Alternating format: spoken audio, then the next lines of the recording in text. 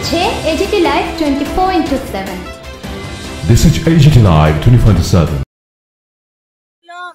কুমারঘাট শিবতলি বাদের পার রোড এরপরে প্রত্যেক বছরই বাঙ্গা 22 একবার বাঙ্গা প্লাট হইল। প্রধানমন্ত্রী আইয়া তারা এখানে দেখলো ম্যাপ নিল,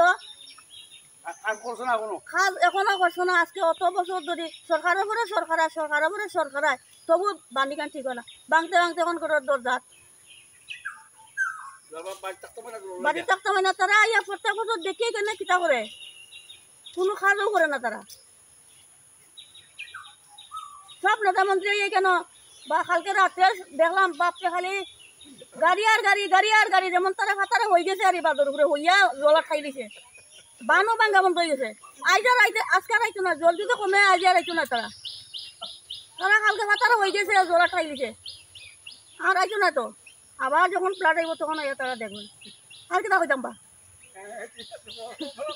ওই ব্যাপারটা তো আমরা চাই, আমরা বানটা যাতে আরো সুন্দর কাজ হয় না। তো আমরা তো এইভাবে আমরা বয়ের রাত্রেবেলা বয় লাগে ঘুমাইলে পরে কুসুমনি বাইঙ্গা নিয়ে যায়, এটাই আমরা বয়। আর কাজটা যাতে ভালো হয় সুন্দর হয় এটাই আমরা চাই।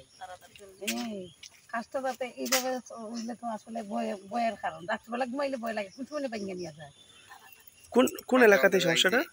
কোন এলাকাতে এই সমস্যাটা? এই সমস্যাটা ইয়াংস্টার ক্লাবের সামনে কুমারঘাট পুরাতন শিববাড়ি। নদীতে জল বাড়লেই এরকম সমস্যা ঘটে। আরো তো ড্রেন নাই আমরা বাড়ির সামনে। পাশের যে নদীটা, এই নদীটার নাম কি? দেওনদী। এরকম মানে এর আগে হয়েছিল? এরকম বহুত আগে হয়েছিল একবার।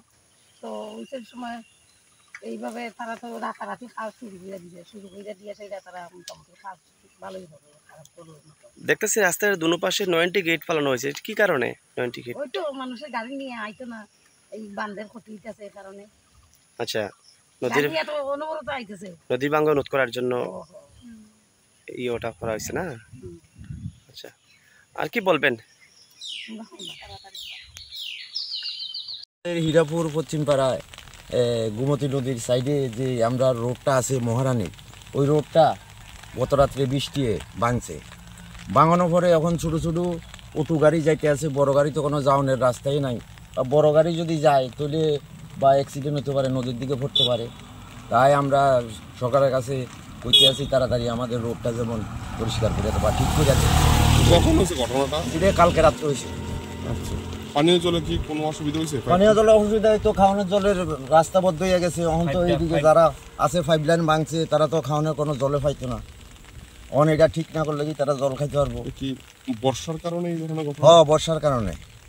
এবারই প্রথম না, এর আগে হয়েছিল? না, এর আগে ছোট টুকটাক হয়েছিল, এবারতে বড় এমন হয়েছে না, এটাই বড়। এলাকাটার কি নাম? এটা হীরাপুর পশ্চিম পাড়া। আর আপনার নাম কি? আমার নাম মাখনলাল দাস। কি করেন? আমি কৃষি কাজ করি।